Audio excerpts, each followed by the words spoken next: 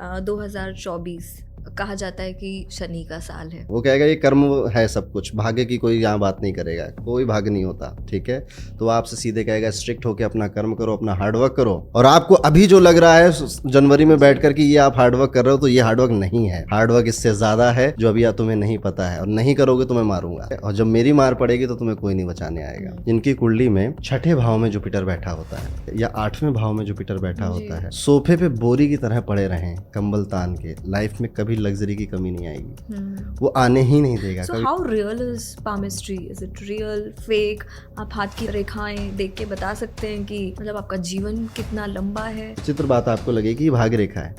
हमारा आमतौर पे क्या दिमाग होता है कि कोई रेखा जितनी लंबी उतना अच्छा, कोई चीज जितनी बड़ी उतना अच्छा। तो ये भाग्य रेखा यहाँ तक है, मान लेते हैं खिंचते खिंचते यहाँ तक चली जाए, मेरी इस उंगली के आसपास आ जाए, तो ये भिखारियों के हाथ में मिलेगा। इसे मुझे एक बात बताइए, डिवोर्सेस भी बहुत सारे होते हैं, तो ये भी कुंडली से पता चल जाता है? कई बार होता है कि आपको पहली शादी नहीं फलेगी, आपको अच्छा, दूसरी फल जाएगी, ठीक है। कई बार होता है कि 40 शादियां कर लो, एक को नहीं फलेगी।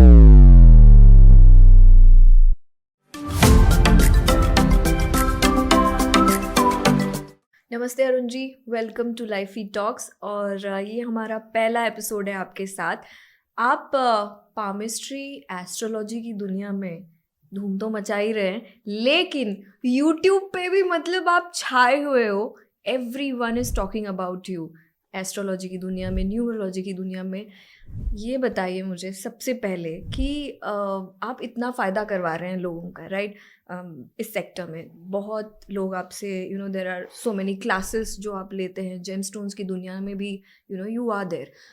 तो लगते नहीं है, लाइक आप बड़े ही कम उम्र के लगते हैं। तो ये जर्नी इस सेक्टर में कैसे शुरुआत हुआ आपका? पहले तो रव्या जी बहुत बहुत धन्यवाद, आपने बुलाया आपके पॉडकास्ट पे। हम लोग जो दुनिया में करते हैं और हमें लगता है कि हम कर रहे हैं, ये सबसे बड़ा भ्रम है हमारा। बड़ी अच्छी सा एक भजन है कि करते हो तुम कन्हैया, मेरा बस नाम हो रहा है। हमें लगता है कि ये काम मैंने किया, ये शोहरत मैंने पाई, या ये चीज़ मैंने कर दी है। हम बस एक ज़रिया हैं, और जब तक हम अपने आप को ज़रिया मानते रहेंगे तब तक सब अच्छा चलेगा। जिस दिन हम अहंकार करेंगे तो अहंकार तो रावण का भी नहीं टिका। तो मैं सबसे यही कहना चाहूँगा कि जो सुन रहे हैं हमें, आपने जीवन में कुछ ना कुछ अच्छा किया, बेहतर किया, लोगों ने आपका नाम लिया, आपने कुछ नहीं किया, कन्हैया ने किया, आप बस एक ज़रिया हैं। रही बात मेरी जर्नी की कब वो शुरू हुई, तो ये ज्योतिष से मेरा नाता बहुत पहले से था, ठीक है। जब मैं 7th में था तब से मुझे निम्नोलॉजी मैंने पढ़ ली थी। बड़ी अच्छी किताब है, कीरो की किताब, और वो मेरे ख्याल से उस समय हर घर में हुआ करती थी, हर कोई उसे पढ़ता था। आज भी वो किताब बहुत रेलेवेंट है। तो हमारे घर में भी थी पिताजी की वजह से, तो हम भी पढ़ते थे, मज़ा आता था, स्कूल में जाके बताते थे लोगों को, लोग रिलेट कर जाते थे। लेकिन कोई भी इस फील्ड में ये सोचकर नहीं आता, कभी कोई बच्चा नहीं सोचता कि मैं बड़े होकर अकल्ट में जाऊँगा, एस्ट्रोलॉजर बनूंगा, न्यूमरोलॉजिस्ट बनूंगा। ये सब्जेक्ट लोगों को चूज करता है। Astrology always choose you. Astrology आपको चुनती है, आप इस सब्जेक्ट को नहीं चुन सकते, और अगर आप इसे चुन रहे हैं, इंटेंशनली आप कोशिश कर रहे हैं, आप बहुत जल्दी इंटरेस्ट खो देंगे, ठीक है, या फिर आपका काम नहीं चलेगा। तो ये सब्जेक्ट जाता ही उनके पास है, चाहे वास्तु हो, अंक ज्योतिष हो, चाहे ज्योतिष हो। जो सच में इस सब्जेक्ट को किसी की मदद आपके ज़रिए करवानी है तो ये आपके पास आएगा। काफ़ी लोग जैसे शिकायत करते हैं कि एस्ट्रोलॉजर बेवकूफ़ बनाते हैं, या ये करते हैं, वो करते हैं। ये होता है, ये मैं ऐसे नहीं कर सकता कि ऐसा होता नहीं है, पर जिन्होंने भी लालच किया है ज्योतिष का सहारा लेकर, उनको कुछ नहीं फला है। उन्हें गुमनामी मिल जाती है एक समय के बाद, और उनको ये पैसा नहीं फलता, ठीक है। ये सब्जेक्ट फिर मारता भी बहुत बुरी तरह से है, ठीक है, अगर आपने इसकी रिस्पेक्ट नहीं करी और आपने लालच दिखा दिया। तो जब मैं सीखना, तो जब कोविड वगैरह आया, उससे पहले मैं कुछ और कर रहा था, मैं यूपीएससी की प्रिपरेशन कर रहा था, मैंने मेंस लिखा, कोविड आ गया, सब रुक गया। उसके बाद हमने ऑनलाइन वीडियोज़ बनाने स्टार्ट करे थे, और धीरे धीरे धीरे करते करते आज मैं आपके पॉडकास्ट में आ गया। तो ये छोटी सी मेरी जर्नी रही है, और इस जर्नी ने बहुत कुछ लाइफ के लिए सिखाया, और बहुत सारी चीज़ें मुझे लोगों से बातें करके समझ में आई हैं। तो अनुभव जो होता है ना, एक्सपीरियंस, वो एक्चुअल में इंसान को इंसान बनाता है, वो चाहे आप किसी भी फील्ड में हो। आप शुरुआत के 2-3 पॉडकास्ट लोगे तो आप नर्वस होगे, घबराओगे, फिर धीरे धीरे आपको पता चल जाता है कि सुनने क्या चाहती है मेरी ऑडियंस, क्या मैं निकाल लूँ सामने वाले से प्रश्न पूछकर। तो ये सब आपको धीरे धीरे अनुभव सिखाता है, और ये हर फील्ड में मेरे ख्याल से लागू होता है कि आपका अनुभव आपको फिर बनाता चला जाता है। जी जी। लेकिन आपने नेक्स्ट लेवल आप ले गए हैं एस्ट्रोलॉजी को। मैं यहाँ पे ये कहना चाहूँगा आपको कि जब मैंने ज्योतिष शुरू किया तो हाँ। एक मोटिव के साथ शुरू किया था कि ज्योतिष से डराऊंगा नहीं किसी को, ठीक है। अदरवाइज जो चलता है कल्चर वो डराने का कल्चर बहुत है जी। कि आपका मंगल है तो अब ये होगा, काल Obviously। शब्द दोष है तो वो होगा, पितृदोष है तो। एक मुझे मेरी क्लाइंट थी और बड़ा दुख हुआ, वो पहली कॉल थी जब मुझे बहुत दुख हुआ। उन्होंने मुझे फ़ोन किया, कहा कि पंडित जी, अपने बेटे की कुंडली दिखा रही थी, बेटा उनका 6 साल का था। तो वो कह रहे हैं कि किसी ने उनसे कह दिया है कि इस साल आपका बेटा मर जाएगा। ओह, एक माँ से कहा, सोचिए। बाप रे। लेकिन अगर आप ये 50,000 की पूजा करा लोगे तो नहीं मरेगा, ठीक है। सो ये चीज़ इतनी भद्दी है इस मार्केट में, मुझे समझ में आती है। मैं थोड़ा सा कट करूँगी, मैं बताना चाहती हूँ ये मेरा एक्सपीरियंस भी है। व्हेन आई गॉट मैरिड तो मैंने मेरी प्रेगनेंसी थोड़ी लेट ही हुई है, तो किसी एक ज्योतिष ने कहा कि इनको तो बच्चे जीवन में कभी होंगे ही नहीं, और अगर बच्चे चाहिए तो आप ये पूजा करवा लो। मुझे आज भी याद है, मुझसे ज़्यादा मेरी मम्मी रोई थी। तो ये जो आप कह रहे हैं ना कि ये डराने वाली चीज़, ये बहुत ज़्यादा है, इसीलिए कहीं ना कहीं एस्ट्रोलॉजी भी बदनाम लोग कह इग्नोर सकते करने हैं। लग जाते हैं इसको जी। कि इससे अच्छा है कि हम इसके पास ना ही जाएं। तो मेरा जो मोटिव था रव्या जी वो यही था कि बातें ऐसी बताएंगे कि लोग इसको समझेंगे और हंसेंगे, ठीक है। इसलिए मेरी क्लासेस में जो मेरे स्टूडेंट रहे हैं वो हंसते हंसते खेलते पूरा ज्योतिष सीख जाते हैं। वंडरफुल। और हम अपने वीडियोस में भी बहुत इफेक्टिव बताते सच ही करेक्ट, हैं, पर उसे हम इतना बताते हैं कि भैया ये शनि है, ये ऐसा कराता है, आप इसे एक्सेप्ट कर लो, ठीक है। शनि आया है तो जॉब चेंज करवाएगा 7.5 में आपकी, जी। एक्सेप्ट करो, उसमें रोना किस बात का है, चेंज जी। तो इज़ अ परमानेंट कांस्टेंट। जी। तो बस मेरा मोटिव यही था और शायद लोगों को यही पसंद आया, इसलिए लोगों ने बहुत प्यार दिया, दे रहे हैं, आगे भी देते रहना, ठीक है। Absolutely, we all love astro Arun Pandit और आपके प्रेडिक्शंस। अरुण जी, ये बताएं, जब आप कह रहे हैं कि शनि के बारे में भी आप बात कर रहे हैं, राइट? 2024 2024 कहा जाता है कि शनि का साल है, करेक्ट? जो रिवॉर्ड्स देता है और आपने जो कर्म किए हैं उसका फल आपको 2024 में मिलेगा। तो हम सब के लिए how will be this year?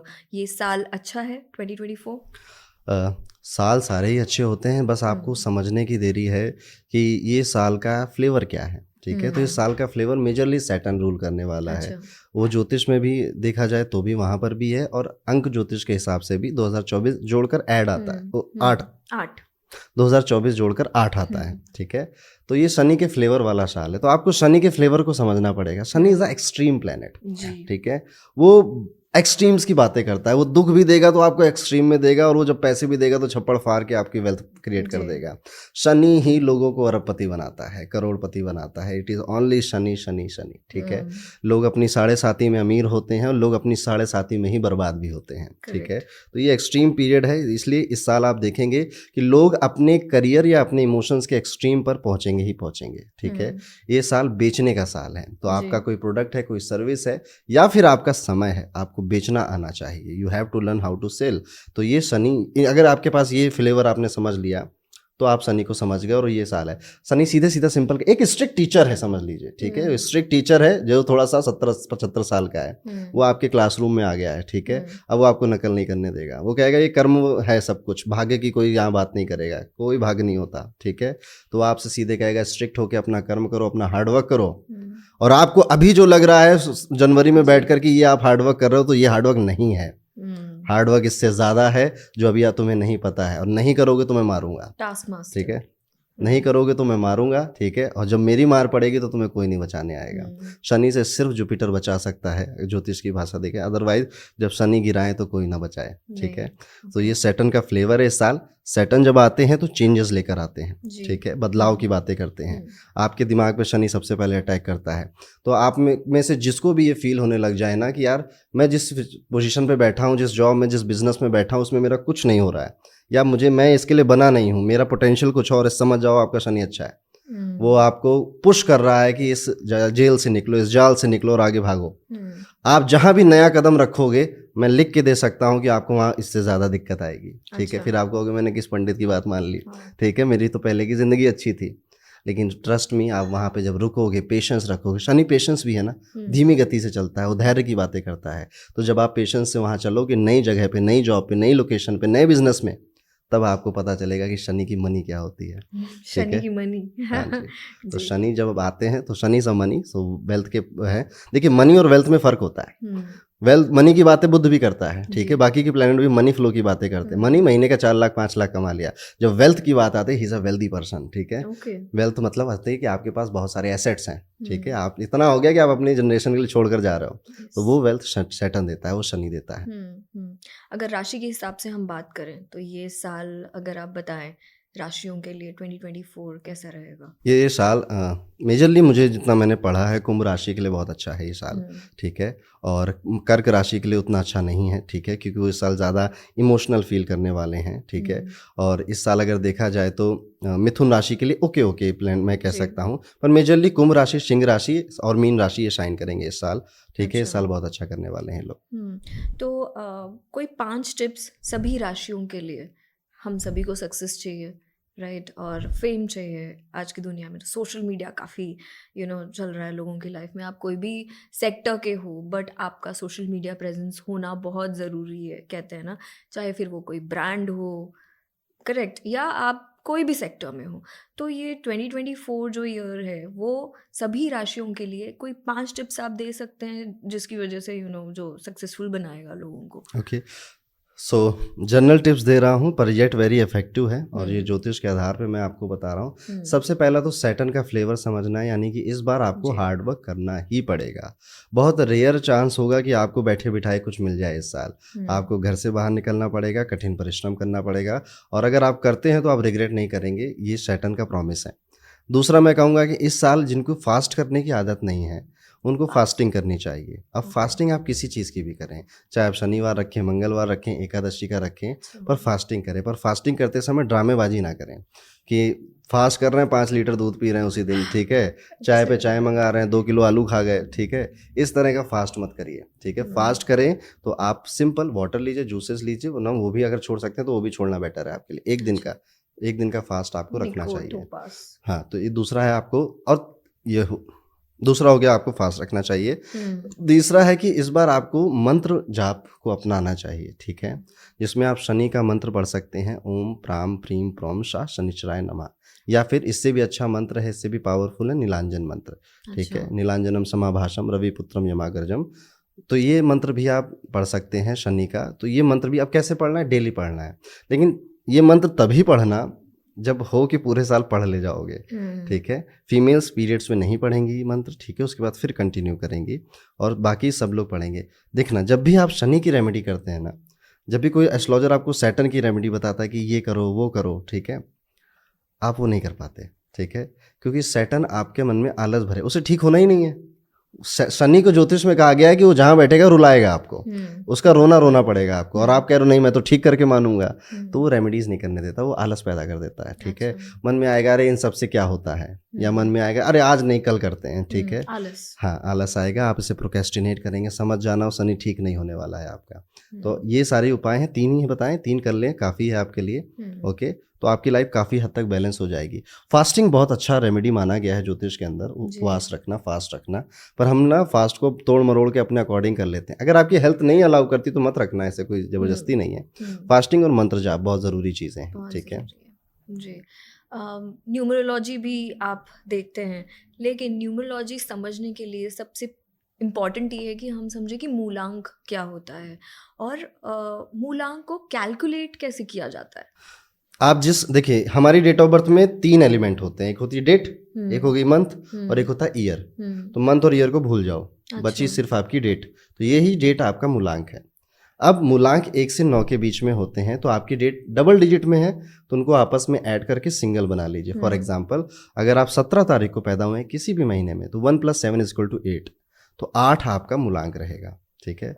और इसी 8 से याद आया, ये साल शादी के लिए बड़ा अच्छा है, ठीक है, क्योंकि ज्योतिष में, अंक ज्योतिष में भी यूजुअली लोगों की पर्सनल ईयर जब 8 आता है, या पर्सनल ईयर 8 की महादशा आती है न्यूमरोलॉजी के अकॉर्डिंग, तो शादियां होती हैं लोगों की। और ये इन्फिनिटी भी है, अगर आप 8 को उल्टा कर दें तो लॉन्ग लास्टिंग मैरिज का भी साल है ये। ऊपर से ये साल लीप ईयर है, ठीक है, तो लीप ईयर में भी विवाह करने को उत्तम माना गया है हमारे शास्त्रों में, कि लॉन्ग लास्टिंग मैरिज हो जाती है। तो जो भैया हो किसी का बाबू बेबी, तो घर में बता दो, ठीक है। बढ़िया। तो एक और मुझे चीज़ अभी याद आई कि जो आपने मेरी फॉर्च्यून रिपोर्ट बनाई, मतलब बहुत ही ज़ोरदार। सो ये फॉर्च्यून रिपोर्ट के बारे में थोड़ा बताएँगे, ये क्या है? कैसे, कोई ऐप है या कोई स्टडी है? क्या है ये?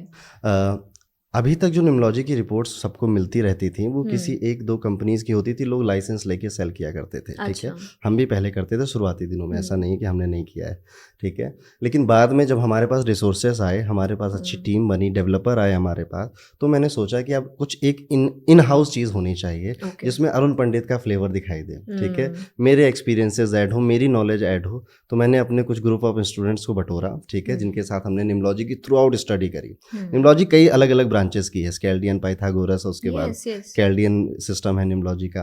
तो हमने सारे सिस्टम में से जो बेस्ट पॉइंट्स थे, जो हुँ, लोग ज़्यादा रिलेट वो करते हैं जिससे, एक्सट्रैक्ट ठीक किए। है? उसे एक्सट्रैक्ट किया, अपना उसमें एलिमेंट डाला और 2 साल तक इस पे बड़ा काम किया, अच्छा। ताकि लोगों को एक परफेक्ट चीज़ मिल सके। हुँ, फिर हमने आपकी डेट ऑफ बर्थ, हमें आपका डेट ऑफ बर्थ और नाम चाहिए, ठीक हुँ, है? हम आपकी फॉर्च्यून रिपोर्ट क्रिएट करेंगे और वो लगभग 40 पेजेज़ के आसपास की होगी, आई एम जी। नॉट वेरी श्योर, वो लोगों के हिसाब से बदलता भी रहता है उनकी डिटेल के अकॉर्डिंग। हुँ, हम आपकी ग्रिड बनाएँगे, उस ग्रिड से आपका एनालिसिस बताएँगे, हम 5 एलिमेंट्स के बारे में बताएँगे, हम 1 साल का प्रेडिक्शन आपको देंगे, हम आपकी lucky email, lucky tattoo, lucky अच्छा, बैंक कौन-सा है आपका, अच्छा। हम इवन ये भी बताएँगे तो आपको, ठीक है? हम अच्छा। आपकी लकी डायरेक्शंस भी बताएँगे, मीन जितना आप न्यूमलॉजी में सोच सकते हैं, हुँ, उतना हम इसमें बताने वाले डीपर हैं, लेवल। डीपर लेवल पे हम जी, जाने वाले हैं और सिर्फ़ इतना ही नहीं, ठीक है? मैं इसके साथ अपना न्यूमलॉजी कोर्स फ्री देता हूँ लोगों को। ओके। मैं इसके साथ अपना एस्ट्रोलॉजी का भी बेसिक कोर्स फ्री देता हूँ कि अच्छा। ताकि जिनको सीखने में इंटरेस्ट है वो भी फ्री में सीख सकें और हुँ, जितने की रिपोर्ट आप लेते हो उतने का हम कूपन भी आपको दे देते हैं जी। ताकि आपकी जो रेमेडीज़ हैं वो भी आप आराम से डिस्काउंट पे परचेज हुँ, कर सकें अगर सो आप दिस चाहें। इज़ अ तो ये वंडरफुल फॉर्चून रिपोर्ट का इनिशिएटिव। ये पूरा आइडिया है, मैं इसको लेके इतना पॉजिटिव हूँ, हुँ, इसीलिए मैंने इतने सारे ऑफर और इसमें डाल रखे एक्यूरेट हैं, है ठीक है? ये। एक्यूरेट है, बिल्कुल एक्यूरेट, जो पढ़ेगा वो समझेगा, हुँ, ठीक है? जो न्यूमलॉजी इसको जिसको अपनी लाइफ को अगर सही करना है तो उसे एक बार फॉर्च्यून रिपोर्ट में नज़र डालनी चाहिए, जी। ठीक है? आप डिस्क्रिप्शन में लिंक दे देना तो जिनको चाहिए वो ज़रूर आएँगे, इसको बिल्कुल, लेंगे। एब्सोल्युटली। न्यूमरोलॉजी की जब हम बात करते हैं 1 से लेके 9 मूलांक, जो आपने मुझे बताया अभी मूलांक कैसे कैलकुलेट करते हैं। तो 2024 इन अलग-अलग मूलांक की जब हम बात करें तो कैसा होगा? अगर आप अलग से बता सकें? ओके, तो मैं इसको बताता हूँ, वैसे मैंने इसको काफ़ी बार बताया है पर आपके हुँ। प्लेटफ़ॉर्म पे नहीं बताया तो यहाँ बताता हूँ, ठीक है?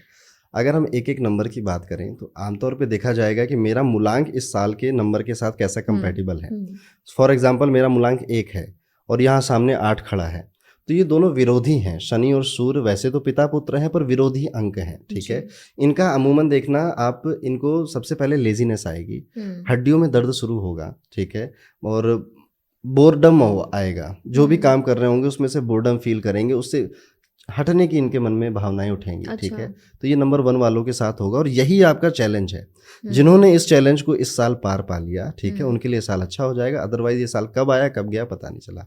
नंबर 1 वालों को यहाँ पे है कि आप शायद एडमिट भी हो जाएँ हॉस्पिटल में, ठीक है? ओके। आपकी हेल्थ भी खराब हो जाए इस साल, ठीक है? या फिर आपके ऊपर मई, जून, अप्रैल, मई, जून इसमें कोई कोर्ट केस, चालान कटना, पुलिस का घर आना, ये भी माय पॉसिबल गॉड! हो सकता है, ओके? हुँ, तो 1 वालों के लिए मैं कहूँगा कि 50-50 का साल है, ठीक हुँ, है?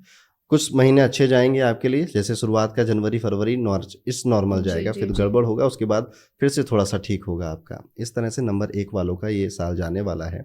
2 वालों के लिए ये रिलेशनशिप पे अटैक करेगा, ठीक है? क्योंकि आप देखें तो चंद्रमा है अंक 2, ठीक हुँ, है? और चंद्रमा पानी से रिप्रेज़ेंट करते हैं हम, ठीक है? और शनि को लोहे से रिप्रेज़ेंट करते हैं, तो पानी और लोहा साथ में बैठा है, तो हुँ, जंग लगाएगा, ठीक है? और ख़ास तौर पे मूलांक 2 वाले जो लोग होते हैं, they are more on emotional side, ठीक है? तो वो हुँ, रिलेशनशिप में वो पाएँगे कि लोगों के नकाब उतर रहे हैं, ठीक जी। है? लोगों के चेहरे उतर रहे हैं, ओके? जिनको वो समझते थे बड़ा हमारा ख़ास है, हमारा सगा है, उनके लिए ये गड़बड़ होगा। तो ये 2 नंबर हैं जिनके लिए गड़बड़ होगा। बाकी मूलांक 4 के लिए और मूलांक 8 के लिए साल बहुत फैंटास्टिक जाएगा, ठीक है? वैसे बेसिकली 4 वालों को अक्सर न्यूमरोलॉजी में थोड़ा गलत-गलत बोला जाता है, हाँ, ठीक है? All the 8 time. वालों को भी बोला जाता है, आप तो शनि हैं वो, उनका सब कुछ 8 पे ठिंगरा फोड़ दिया जाता है कि आपका ऐसा आर्ट है। वालों को बोलते हैं बड़ी मेहनत करनी पड़ेगी हाँ लाइफ जी, में, ठीक है। स्ट्रगल बड़ा है। तो उनकी जब 8 की जब सफलता आती है ना, तो लोग देखते हैं कि सफलता हो तो ऐसी हो। मोदी जी उसके प्राइम एग्ज़ाम्पल हैं हमारे, ठीक अच्छा। है? वो भी मूलांक 8 के हैं, ठीक है? हुँ, तो 4 और 8 वालों के लिए साल बहुत अच्छा है। बस इनको एक गलती नहीं करनी है, वो जी। ये है कि 2 नावों पे पैर मत रखना, ठीक है? एक हुँ, नाव पे सवार हो जाना, ठीक है? एक काम पकड़ना और उसको शिद्दत से करना। अगर आपने 2 नावों पे 3, जैसे हम लोग जो स्टूडेंट्स होते हैं, यार यूपीएससी फॉर्म भर रहे हैं, एसएससी भर देते हैं, बैंक भी भर देते हैं, इंश्योरेंस सेक्टर का भी फॉर्म भर देते हैं, 10-15 नौकरियों का फॉर्म भर देते हैं। तो यही है, जब आप ये सोचो कि मैं ये भी कर सकता हूँ, मैं वो भी कर सकता, या तो बिजनेस करना है तो उतरो बिजनेस में, सब कुछ छोड़ छाड़ के आप बहुत अच्छा कर जाओगे। लेकिन मैं जॉब भी कर लूँ, बिजनेस भी कर लूँ, ठीक है, मैं ये भी कर लूँ, मैं वो भी कर लूँ, यहाँ पर आप भटक जाओगे। इसलिए अगर आप 4-8 हो तो आपको ऐसा नहीं करना चाहिए। Focus on a one thing, focus focus focus, ये चीज़ है। बाकी मैं कहूँगा 6 नंबर वालों के लिए शनि मित्र हैं, ठीक है, अच्छा है। 9 के लिए भी शनि ओके ओके हैं, इतना भी खास बुरा नहीं जाएगा। 7 वालों की ये कन्फ्यूज़न इंक्रीज़ कर सकता है, जो मूलांक 7 वाले हैं, ठीक है। बाकी 3 वालों के लिए अच्छा साल है ये, क्योंकि वो नंबर 3 अपने आप में बुद्धिमान होता है, बहुत विजडम होती है उसके पास, उसे नॉलेज गेन करने का शौक होता है। तो इस तरह से ये नंबरों का जाएगा। बाकी डिटेल में मैंने अपने चैनल पे भी बताया है, आप वहाँ पे देख लीजिएगा, हम यहाँ कुछ नई बातें करेंगे आपके लिए। जी, अब हमने एस्ट्रोलॉजी की बात की, न्यूमरोलॉजी की बात करते हैं पामिस्ट्री की। ये एक ऐसा सेक्टर है जहाँ जब कोई साइंस में बिलीव करता है ना, वो लोग ज़्यादा बिलीव नहीं करते हैं और कहते हैं कि आधे अधूरे जो ज्ञानी हैं, जो पंडित हैं, उनको नहीं बताना चाहिए अपना हाथ। So how real is palmistry? Is it real, fake? आप हाथ की रेखाएं देख के बता सकते हैं कि मतलब आपका जीवन कितना लंबा है? पामिस्ट्री बहुत कुछ बता देती है आपके बारे में, ठीक है। और बहुत अच्छी बात है कि आपने देखा होगा कि बचपन में जो रेखाएं थी अब वो नहीं है, हाँ, ठीक है। रेखाएं बदलती आमतौर पे रहती कहा है। जाता है कि अगर आप कोई काम कर रहे हो, ठीक है, लेट्स सपोज वो एक बिग प्रोजेक्ट है, उसका रिजल्ट आने वाला है, तो आप अपने राइट हैंड में देखना, लिटिल फिंगर के नीचे अगर सीधी सीधी रेखाएं आने लग जाएं, समझ जाना वो सफल हो जाएगा वो काम, ठीक है। तो इस तरह से हम पामिस्ट्री में आने वाले कुछ महीनों के इवेंट्स को भी देख सकते हैं, ठीक है। बाकी तो हमारी 4 मेजर रेखाएं होती हैं। ये रेखा आपकी जीवन रेखा है। जीवन रेखा क्या बताती है? आपकी हेल्थ के बारे में बताती है, ठीक है, आपके इम्यूनिटी सिस्टम के बारे में बताती है। और ये होती है आपकी हृदय रेखा, ठीक है। ये हृदय रेखा बताती है आपके इमोशनल स्टेज को, कि आप कितने प्रेमी हो, कितने बड़े, कितने रोमांटिक हो, या दिल का मामला कैसा है आपका, ओके। यहाँ से एक रेखा और निकलती जो मेरे हाथ में नहीं है, ठीक है, उसे माइंड लाइन बोलते हैं, मस्तिष्क रेखा। वो आपकी क्रिएटिविटी दर्शाती है, आपकी बौद्धिक क्षमता को दर्शाती है, ठीक है। और ये हमारी मुख्य रेखाएं होगी। और सबसे इंपॉर्टेंट रेखा जिसके लिए दुनिया परेशान है, भाग्य की रेखा, ठीक है, वो ये निकलती है छोटी सी पतली सी यहाँ से, इसे भाग्य की रेखा बोलते हैं। तो ये 4 रेखाएं होती हैं, अमूमन सबके हाथ में होती हैं। हो सकता है मस्तिष्क रेखा आपके पास ना हो मेरी तरह, पर ऐसा मत सोचना है आपके पास मस्तिष्क नहीं होगा, ठीक है, दिमाग आपके पास तब के होगा, ठीक है। तो जैसे आप मेरा हाथ देखोगे तो आपको यूजुअली ये बहुत कम देखने को मिलेगा कि इतनी स्ट्रेट हार्ट लाइन किसी की कैसे हो सकती है, ठीक है। अब हुआ क्या कि मेरी माइंड लाइन मेरी हार्ट लाइन से मिल चुकी है, ठीक है। तो मेरे माइंड और मेरा हार्ट एक है, यानी कि जो मेरा दिल कहता है वही मेरा दिमाग भी कहता है, ठीक है। तो इसे बोलते हैं सीमियन लाइन। तो सीमियन लाइन 10 लाख में किसी एक के पास होती है, ठीक है। तो इसमें क्या होता है, दे आर एक तो चार्मिंग पर्सनालिटी तो रखते ही हैं सीमियन लाइन वाले। दूसरा ये क्या करते हैं कि इनके हार्ट और माइंड में कभी स्ट्रगल नहीं होता है, जैसे हमारे लाइफ में होता है ना कि यार दिल कुछ कह रहा है, दिमाग कुछ कह रहा है, इनका दिल दिमाग एक ही चीज़ कहता है, ठीक है। तो बहुत जल्दी डिसीजन लेते हैं, they are a quick decision maker. तो ये सीमियन लाइन ऐसे असर करती है। अब इंपॉर्टेंट रेखा यहाँ पर एक और है, ये आपका जो उंगली है छोटा वाला, इसको कहते हैं बुद्ध की उंगली। बुद्ध का पर्वत ये होता है, ठीक है। अब यहाँ से आपकी गई बुद्ध की लाइन, ठीक है, बुद्ध की रेखा, ये देखिए बहुत हल्की सी आपको दिखाई देगी, ठीक है। अब क्या है कि जो व्यापारी हैं, जो व्यापार करना चाहते हैं, उनको ये देख लेना चाहिए कि अगर उनके पास बुद्ध की रेखा, अच्छा व्यापार करेंगे, ठीक है। और बुद्ध की रेखा डेवलप होने लगेगी, अगर नहीं है और आप व्यापार करने लगे तो ये डेवलप हो जाएगी, ठीक है। तो इस तरह से होता है, ये बुद्ध की रेखा होती है। यहाँ पर ये सूर्य है, सूर्य पर्वत है, ये आपका फेम को दर्शाता है, मान सम्मान को दर्शाता है। जिनके पास सूर्य रेखा होती है बिल्कुल लंबी स्ट्रेट, पॉलिटिक्स का बहुत अच्छा योग होता है, ठीक है। यहाँ पे त्रिशूल बन जाए तो आप तो जरूर पॉलिटिक्स में शाइन करोगे, बहुत आपका नाम होगा। या आप किसी गवर्नमेंट की अच्छी खासी पोस्ट पे बैठोगे, या कुछ भी नहीं होगा तो सोसाइटी में आपका भभका जमा रहेगा, ठीक है। तो ये सूर्य की रेखा दर्शाती है, ठीक है। यहाँ पर निकलती है शनि की रेखा, कई बार भाग्य रेखा ही शनि में मिल जाती है, ठीक है। अब बड़ी विचित्र बात आपको लगेगी, भाग्य रेखा है। हमारा आमतौर पे क्या दिमाग होता है कि कोई रेखा जितनी लंबी उतना अच्छा, कोई चीज़ जितनी बड़ी उतना अच्छा। तो ये भाग्य रेखा यहाँ तक है, मान लेते हैं खिंचते खिंचते यहाँ तक चली जाए, मेरी इस उंगली के आसपास आ जाए, तो ये भिखारियों के हाथ में मिलेगा आपको, ठीक है। दोस्त वो जो बहुत पुअर हैं फाइनेंशियली, ठीक है, क्योंकि भाग्य अब इतना लंबा आपको होगी, इसकी तो भाग्य रेखा लंबी है तो अमीर होना चाहिए, बट गुब्बारे में जब ज़्यादा हवा भर दोगे तो फूट जाता है वो। तो ये दुर्भाग्य की भी निशानी है कि अगर आपकी भाग्य रेखा बहुत लंबी है। भाग्य रेखा की एक बड़ी अच्छी बात है कि आप, जैसे कई लोग ना अपने करियर में शिफ्ट करते हैं, वो सोच कर कुछ और आए होते हैं कि मैं बीटेक कर रहा हूँ आगे चल के इंजीनियर बनूंगा, पर वो कर रहे होते हैं कोई और काम। ठीक है, आपकी भाग्य रेखा दो मुखी हो जाएगी। आपके हाथ में अगर लगे कि आपकी, जैसे मेरी भाग्य रेखा, आप देखिए मैं सोच के कुछ और चला था, और यहाँ देखिए भाग्य रेखा इधर गई इधर गई, ठीक है, दो मुही हो गई। अच्छा। यानी कि करियर शिफ्ट होगा, और जिस दूसरे करियर में आप शिफ्ट करके जाएंगे वो ज़्यादा सूट करेगा आपको। ठीक है, तो भाग्य रेखा दो मुही ऐसे काम करती है। और बताएं, ये शुक्र पर्वत है ये, ठीक है, शुक्र पर्वत आपकी लग्जरी को दर्शाता है। ठीक है, आपके बोलने की लहजे को दर्शाता है। ठीक है, अगर शुक्र पर्वत ऊंचा होता तो यूजुअली ये लोग ज़्यादा गालियाँ नहीं देते। ठीक है, अब यारी दोस्ती में दे सकते हैं, पर आमतौर पे इनकी जो भाषा होती है बहुत विनम्र होती है, अच्छा लगता है इनको सुनना, मीठा बोलते हैं लोग। बाकी ये आपकी लाइफ में कितना कंफर्ट रहेगा, जैसे आप ऐसे हाथ करें, ये कितना उभार है, बिल्कुल ऐसे खींचना नहीं है, बिल्कुल नॉर्मल आपको रखना है। ये जितना उभार है उतना आपको देखना चाहिए कि अगर ये मोटा सा है, गद्देदार है, ठीक है, तो योर वीनस इज गुड। ठीक है, और सब कुछ हटा दें, द वन थिंग जो वेरी इंपॉर्टेंट है दैट इज योर जुपिटर। ठीक है, आपका जुपिटर आपकी कुंडली में बताता है कि कितना लंबा जाओगे और कितना अच्छा खेलोगे। ओके।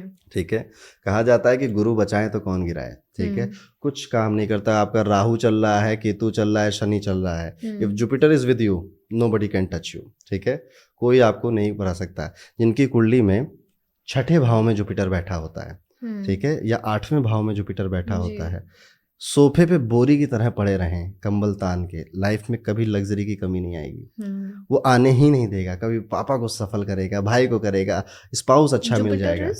गुरु ठीक है, तो गुरु छठे आठवें भाव में बैठ के इंसान को लग्जरी के कंफर्ट नहीं देते, क्योंकि उनकी दृष्टि सेकंड हाउस पे जाती है।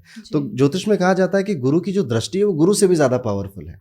जैसे हम कहते हैं ना, राम से ज्यादा राम का नाम है। ठीक है, तो यहाँ पे वही चीज है कि गुरु से ज्यादा गुरु जिन घरों में देख रहे हैं, दृष्टि डाल रहे हैं, उनमें आपको कभी दिक्कत नहीं आएगी, ईश्वर की कृपा मिलेगी ऊपर से। और ठीक है, अब एक चीज बताऊं, जैसे लोग कहते हैं कि अगर आपके विवाह के घर में शनि बैठ जाए, राहु केतु बैठ जाए, जैसे केतु डाइवोर्स करा देता है, ठीक है, उससे अलगाव चाहिए होता है, नहीं तो वैचारिक डाइवोर्स हो जाता है आपका। अगर आपका केतु 7th हाउस में बैठा, आप चार्ट लगा देना, लोगों को समझ में आएगा।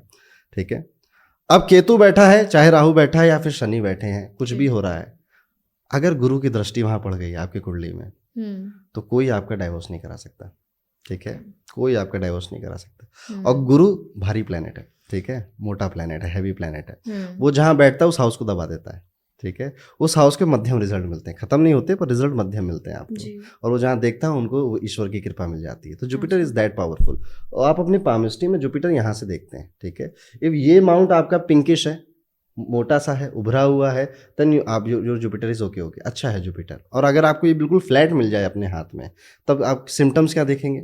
सिम्टम्स आपको दिखाई देंगे कि आप जिस काम में हाथ डालते हो बस वही फेल हो जाता है। ठीक है, कुछ लोग आपको मिलेंगे कि भैया मैं जो उस दुकान में समोसा खाने गया, दुकान बंद हो गई अगले दिन। ठीक है, तो मजाक कर रहा हूँ, ठीक है, पर ये जुपिटर आपको डिसाइड करता है कि आपका कोई भी कार्य कितना सफल होगा। ठीक है, तो अब यहाँ पे एक रेमेडी भी आप कर सकते हो कि हर दिन उठिए, ठीक है, हल्दी का या फिर पीले चंदन का इसमें एक तिलक लगाइए इसमें ऐसे, और आगे बढ़िए। ठीक है, तो आप जुपिटर को ऐसे स्ट्रांग कर सकते हैं। जुपिटर को स्ट्रांग, अच्छा अब जुपिटर की बात चली रही है तो मैं आपको और बताऊं जुपिटर के बारे में। जिनका 7th हाउस में जुपिटर मिलेगा आपको, 7वें घर में जो जुपिटर, इनको कहा जाता है गृहस्थ साधु हैं। ठीक है, ये घरेलू जीवनों में रहेंगे पर साधु की तरह। ठीक है, अपनी वाइफ से बेडरूम में बातें करेंगे धर्म की, स्पिरिचुअलिटी की, तो वाइफ भी इनको कहेगी भाग जाए यहाँ से। ठीक है, या फिर इनके घरों में आपको बुक्स बहुत मिलेंगी। जुपिटर 7th हाउस, घरों में किताबें बहुत मिलती हैं, और बेडरूम में भी किताबें मिलेंगी इनको आपको, और यही इनके लिए सबसे नुकसानदेह है। अपने बेडरूम से किताबें निकाल दो, आपका फायदा है। ठीक है, आज ही हटा दूंगी। जुपिटर 7th हाउस से शादी करके, जुपिटर 7th हाउस से जो शादी करेगा उसका बहुत फायदा है। अच्छा। तो आपको कोई लड़का लड़की मिले जिसका जुपिटर 7 हो, पकड़ लो उसे। ठीक है, उससे शादी कर डालो। ठीक है, तो जुपिटर 7th हाउस जो स्पाउस है आपको वो रिच कर देता है। अच्छा। ठीक है, तो ये जुपिटर की पावर है। और जुपिटर 1st हाउस में बैठकर इंसान को फैट कर देता है। ठीक है, मोटा कर, कई बार अस्थमा की प्रॉब्लम भी दे देता है। ठीक है, तो लगन बोलते हैं ना, लगन में अगर जुपिटर बैठा हो, पर लगन में बैठा जुपिटर ना संस्कारी होता है, धार्मिक होता है, गुरु के लक्षण उसके अंदर दिखाई देते हैं बेसिकली। हमारे फर्स्ट इसमें तो ठीक है, हाँ, सो ये जुपिटर इस तरह से दिखाई देता है जी, अमूमन कर देता है। ठीक है, जरूरी नहीं है। अब मैं सिर्फ जुपिटर को देख के बता रहा हूँ, आपकी कुंडली में और भी योग हो सकते हैं कि मंगल की दृष्टि उसके ऊपर है या उसके ऊपर नहीं है, तो ये मैं जनरल सिम्टम्स बता रहा हूँ। और जैसे अब ये जुपिटर की बात हो गई, अब अगर हम राहु को समझें तो राहु को ट्रबल का माना जाता है कि चलती गाड़ी को रोक दे, वो राहु। ठीक है, और इसको बोला जाता है राहु मारे तो कौन तारे, ठीक हम्म। है। राहु ही कलयुग का राजा भी बोला गया है, ठीक ओके। है। कि कलयुग में राहु आपको बहुत फेम दे सकता है। कहते हैं जिनका राहु 10th हाउस में है, राहु 10 में तो दुनिया बस में, ठीक है।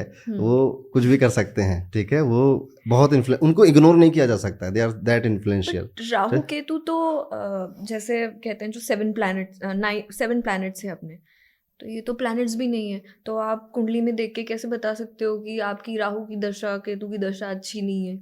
राहु केतु को शैडो प्लैनेट्स बोला गया है, छाया ग्रह, ठीक है। ये सोलर सिस्टम में नहीं दिखाई देते, पर ये चंद्रमा की जो परछाई नॉर्थ नोड पे पड़ती है वो राहु है, और जो साउथ नोड पे पड़ती है वो केतु है। तो आप देखेंगे, मान लेट्स सपोज ये मून है, राहु यहाँ पे आएगा हमेशा, और जस्ट अपोजिट केतु आएगा। और जिस तरह से मून रोटेट होगा ये उसके साथ रोटेट होते रहेंगे, ठीक है। दैट इज वाई किसी की कुंडली में राहु केतु कभी साथ में नहीं बैठ सकते, हमेशा राहु केतु अपोजिट हाउस में ही मिलेंगे, ठीक है। तो ये राहु केतु का सिग्निफिकेंस है, छाया ग्रह, शैडो प्लैनेट्स है, ठीक है। क्यों हुआ ऐसा, इनको क्यों रखा हमने? तो राहु क्या, सौर भानु नाम था एक राक्षस का, वो समुद्र मंथन में क्या गया, वो बैठ गया वहां पे अमृत पीने के लिए। उसकी बड़ी इच्छा थी राहु की कि मुझे अमृत पीना है, तो देवताओं का भेष बनाया और देवताओं की संगत कर ली उसने। उसके बाद विष्णु जी ने गला काटा, हम सब जानते हैं बाकी की जो कथा है। तो उसने जो कुछ क्षणों के लिए देवताओं की, वहां पे सूर्य भी बैठे थे, बुध भी बैठे थे, मंगल भी बैठे थे, शनि सब बैठे थे, तो कुछ क्षणों के लिए उसने देवताओं की संगत कर ली थी। इसलिए राहु को देवताओं का स्थान मिलता है। जब आप नवग्रह की पूजा करते हैं ना, तो राहु को देवता मान के पूजा कर रहे होते हैं, ठीक है। राहु के तो थे तो असुर, पर उनको देवता का सम्मान मिला, बस वो कुछ देर के लिए उन्होंने देवताओं की संगत कर ली थी इस वजह से। तो ये आप मुझे जो ग्रहों के बारे में बता रहे हैं, करेक्ट, आपने शादियों के बारे में बताया कि 7वें ग्रह में हो तो आपने शादी कर लेनी चाहिए उसी लड़के लड़की से। मुझे एक बात बताइए, डिवोर्सेस भी बहुत सारे होते हैं, तो ये भी कुंडली से पता चल जाता है? हाँ जी, आपका डाइवोर्स होगा। कई बार होता है कि आपको पहली शादी नहीं फलेगी, आपको अच्छा, दूसरी फल जाएगी, ठीक है। कई बार होता है कि 40 शादियां कर लो, एक को नहीं फलेगी, ठीक है। एक बार ऐसे मेरे क्लाइंट आए थे, बैठे थे, ठीक है, और 2 लोग साथ में बैठे थे, वो अब बड़े कोजी पोजीशन में बैठे थे, वीडियो कॉल चल रही थी। अब उनकी कुंडली में लिख रहा है कि इसके में भी डाइवोर्स है, इसके में भी डाइवोर्स है, ठीक है। अब मैं सामने देख के कैसे बोलूँ, ठीक है, कि इतना कोजी बेड पे बढ़िया लेटे हैं दोनों। तो मैंने थोड़ा सा ऐसे बोला कि आपकी मैरिड लाइफ में थोड़ा स्ट्रगल दिख रहा है, कुछ है क्या? तो जो डॉक्टर थे, वो डॉक्टर साहब ने बोला कि हाँ, पहली वाली से तो डाइवोर्स हो गया, ठीक है। मैंने कहा अच्छा हो गया। फिर मैंने कहा इसकी तो दूसरी भी नहीं चलेगी, मुझे लगा दूसरी शादी है, ठीक है। मैंने कहा तो फिर भी कुछ दिक्कत है क्या, दूसरी मैरिज में कोई दिक्कत है? नहीं, वो तो मर गई पंडित जी, ठीक है, उसकी तो डेथ हो गई। मैंने कहा लगता है ये तीसरी है, ठीक है। तो मैं फिर देखो, मैं किसकी तीसरी भी नहीं चलनी चाहिए, ठीक है। मैंने कहा फिर पूछ ही लिया मैंने कि आपकी तीसरी शादी है ये? कहते नहीं हम तो गर्लफ्रेंड बॉयफ्रेंड है, ठीक है। मेरी तीसरी वाले के साथ तो केस चल रहा है, ठीक है, डाइवोर्स का, ठीक है। तो उन्होंने भी ये बोला कि मेल ने बोला कि तीसरी के साथ केस चल रहा है, और फीमेल ने बोला कि पहले वाले के साथ केस चल रहा है। तो अब हम लोग वो खत्म करके ये चौथी शादी करने वाले हैं डॉक्टर साहब, ठीक है। तो कई बार आपकी कोई शादी नहीं चलती है, हर कोई विवाह के लिए नहीं बना होता है, ठीक है। हर किसी को जरूरी नहीं है कि वो विवाह करे और उसका वैवाहिक जीवन अच्छा चले। कुछ लोगों को अकेले रहने में ही मजा आता है, और वो अकेले ही शाइन करते हैं। बहुत एग्जाम्पल है हमारे पास देश दुनिया में, ठीक है, जो लोग अकेले रहे। सलमान खान, मोदी जी हमारे, ठीक है, और अकेले रहते हैं, शाइन करते हैं, अच्छा करते हैं, ठीक है। सो अब आपने जो डाइवोर्स का पूछा, मेनली डाइवोर्स राहु करवा देता है, केतु सबसे भयंकर है डाइवोर्स के लिए, एंड शनि, ये 3 प्लैनेट को कब से खतरनाक माना गया है डाइवोर्स के लिए। इसमें भी स्पेसिफिकली केतु को, ठीक है। तो केतु स्पेस है बेसिकली, ठीक है। केतु को खालीपन चाहिए, अकेलापन चाहिए। तो जब वो 7th हाउस में बैठता है तो उसे कहता है मुझे अकेले रहना है, ठीक है। अच्छा। तो जब आप किसी केतु 7th हाउस वाले से शादी करोगे, या तो आपका डाइवोर्स हो जाएगा, या फिर आप वैचारिक डाइवोर्स ले लोगे उससे, यानी आप अपने जीवन में मस्त रहो, मुझे कोई मतलब नहीं, मैं अपने जीवन में मस्त रहूँ। या फिर वो दोनों दूर रह रहे होंगे, ठीक है, कि हस्बैंड यहाँ बैंगलोर में रह रहा है, वाइफ उनकी यूएस में रह रही है, कनाडा में रह रही है, और यही सिस्टम चल रहा है, ठीक है। तो इस तरह से केतु स्पेस बनाकर रखता है जब वो 7th हाउस में बैठता है। राहु 7th हाउस में जब बैठता है तो बड़ी स्ट्रगल देता है। पहला स्ट्रगल राहु का 7th हाउस में है कि वो नर संतान नहीं होने देता, ठीक है। वो बेबी गर्ल दे देगा, पर नर संतान में दिक्कत पैदा करेगा, ठीक है। और राहु क्या है, राहु अधूरा है। तो जब अधूरा ग्रह यहाँ पे बैठता है तो शादी में अधूरापन लगता है, ठीक है, कि something is missing in my marriage. आप इनसे पूछो क्या मिसिंग है तो शायद ना बता पाए, पर दे फील कि यार something is missing. Rahu also attachment, आप बहुत ज़्यादा अपनी शादी को अच्छा भी बनाना चाहोगे कि मेरी शादी सबसे अच्छे कपल हम बन जाएं, जी। और उसी अटैचमेंट में जहाँ ज़्यादा मिठाई होगी वहीं कीड़े पड़ेंगे, ठीक है, वो खराब कर देता है इस मैरिज हाउस को, ठीक है। राहु 7th हाउस में जब बैठ जाता है तो ऐसे लोगों को अपने घर में 1 किलो चांदी का ईंट जी। जरूर रखनी चाहिए, आप बिल्कुल बच जाओगे, आपको ऐसी प्रॉब्लम्स नहीं आएंगी। राहु से किसी को भी दिक्कत है, कोई भी दिक्कत है, आप तीर्थ स्थलों पे घूमिए और तीर्थ की नदियों में नहाना शुरू कर दीजिए, 10-15 बार डुबकी मारो, सब राहु ठीक हो जाता है आपका, क्योंकि राहु को कंट्रोल चंद्रमा करता है, ठीक है। चंद्रमा शीतलता है, ठंडक है, पानी है, चांदी है, ठीक है, चावल है। तो जब भी आप इन सब चीज़ों का उपयोग करने लग जाते हो अपने घरों में तो राहु कंट्रोल में आ जाता है, और राहु शांत होता है, कंट्रोल में नहीं आता है। राहु को बेसिकली हाथी बोला गया है कि ये मदमस्त हाथी है, जो हाथी की तरह चलता है, चाल चलता है, ठीक है, जो आएगा बीच में सब मदमस्त है ना, वो पागल है, वो सब कुछ उजाड़ देगा वो। तो राहु को मजा कहाँ आता है, हाथी को नहाने में, ठीक है। तो जब ठंडे पानी में जाता है, नहाता है, तो वहीं खेलता रहता है, फिर उससे जाकर नहीं जाता। तो राहु को अगर शांत करना है तो यू नीड चंद्रमा, मून उसे कंट्रोल शांत करेगा। कंट्रोल करना है तो हाथी को कंट्रोल कौन करता है, महावत। महावत इज इंचार्ज, ठीक है, लॉ इन्फोर्समेंट, वो मंगल है। तो मंगल की रेमेडीज राहु को कंट्रोल करती हैं, उसकी लगाम को बांधती हैं, ठीक है। तो इस तरह से हम प्लैनेट्स की एस्ट्रोलॉजर बताते हैं रेमेडी जब राहु आपको ट्रबल कर रहा होता है। Rahu sitting in 3rd house is the excellent position. इनका राहु तीसरे घर में बैठा, पहला तो इन्फ्लुएंशियल ससुराल मिलेगा आपको, ठीक है, ससुराल वाले आपके इन्फ्लुएंशियल हो जाएंगे। दूसरा लक्षण मिलेगा कि आप बड़े मेहनती होगे, जो भी काम करोगे परफेक्शनिज्म उसमें आएगा ही आएगा। यहाँ पे बैठ के राहु इंसान को राजा बना देता है, ठीक है। तो Rahu 3rd house is very good. Rahu 6th house is more excellent, ठीक है।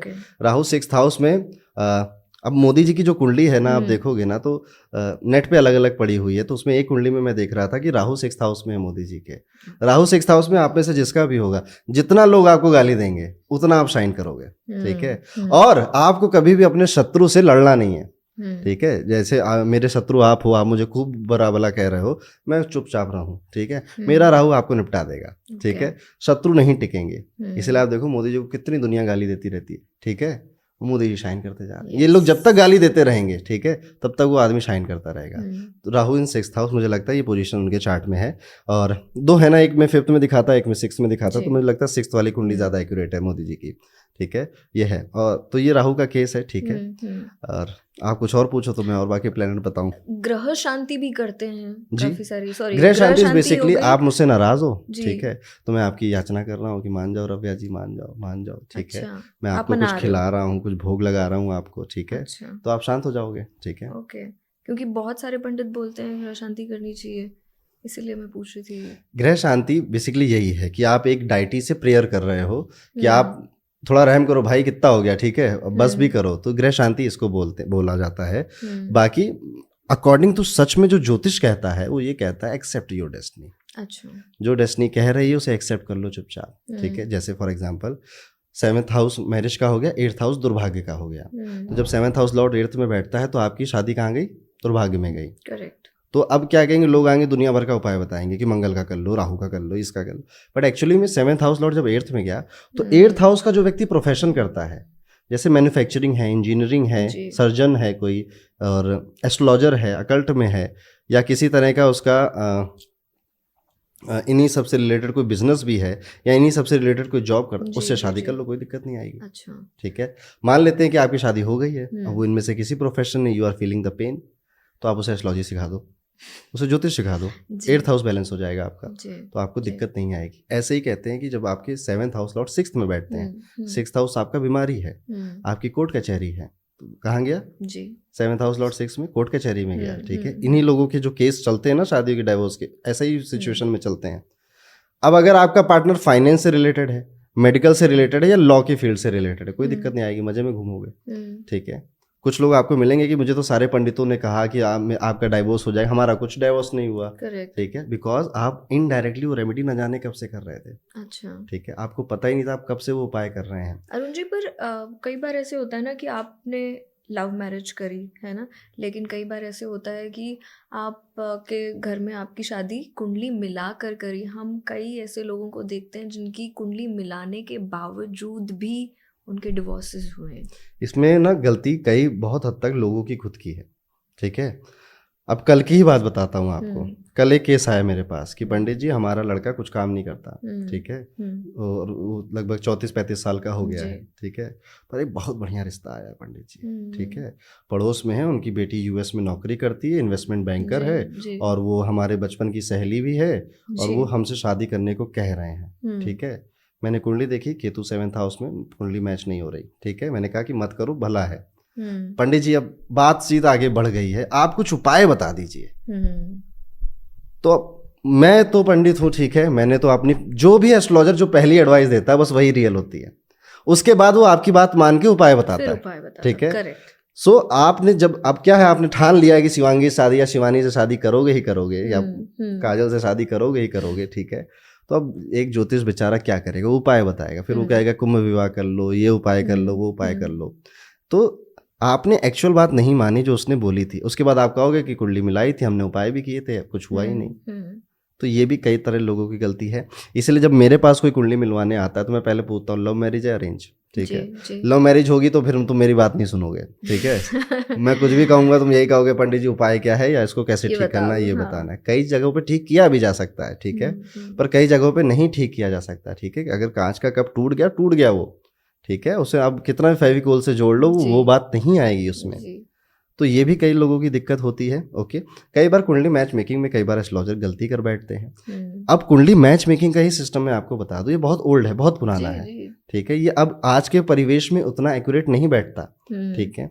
इसमें जो भकटू है, भकटू होता है ना जिसके 7 नंबर होते हैं, ठीक है, एक वो चीज़ ज़रूर देखनी चाहिए आपको, ठीक है। बाकी जैसे नाड़ी क्या कहती थी, नाड़ी कहती थी ब्लड प्योरिटी की बात करती थी, कि अगर आप दोनों का ब्लड ग्रुप अगर सेम है इस टाइप से तो आप शादी मत करो, अदरवाइज आपकी जो ऑफस्प्रिंग आएगी उसमें प्रॉब्लम आ जाएगी।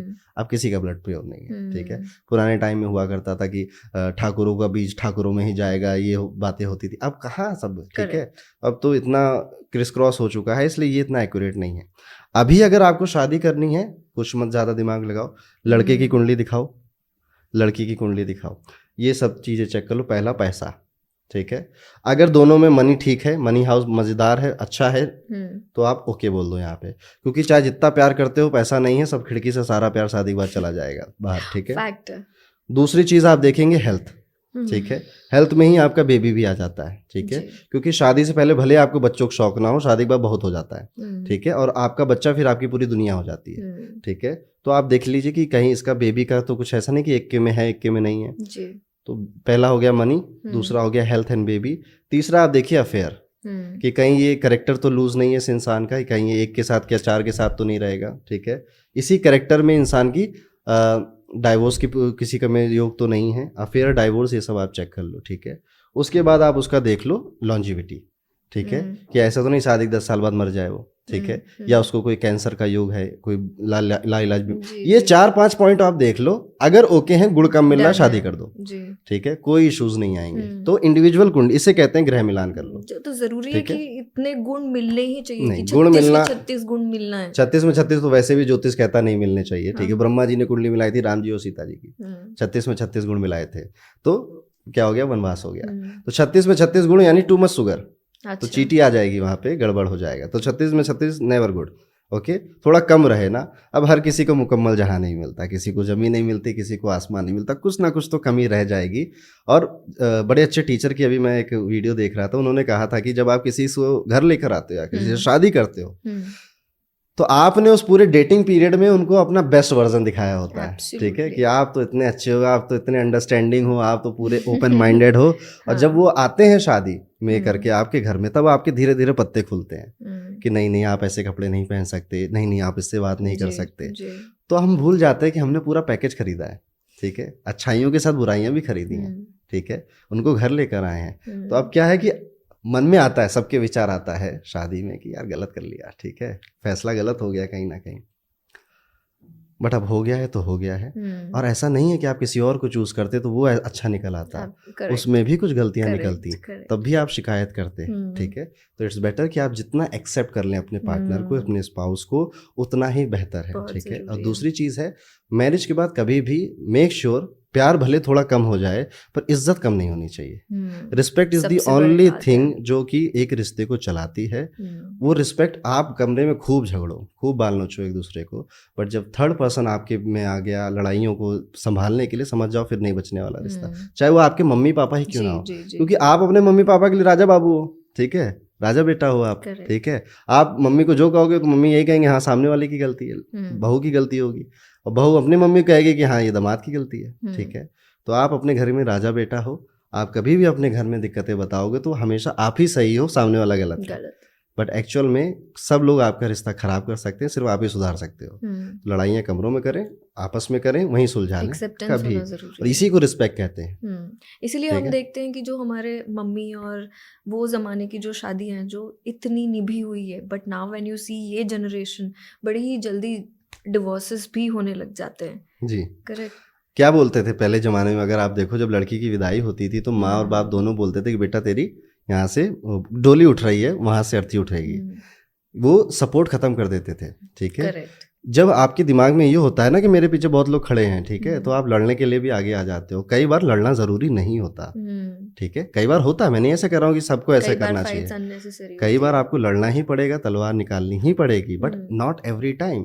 बट जब आपके घर से ऐसा बोलने लग जाते हैं ना कि कुछ भी होगा हम संभाल लेंगे, कुछ भी होगा हम देख लेंगे, तू आ जाना बेटा, हम सब कुछ ठीक कर लेंगे, हम ये कर देंगे वो कर देंगे, तो आपके मन में नहीं भी होता है तो भी आप कह देते हो, ठीक है।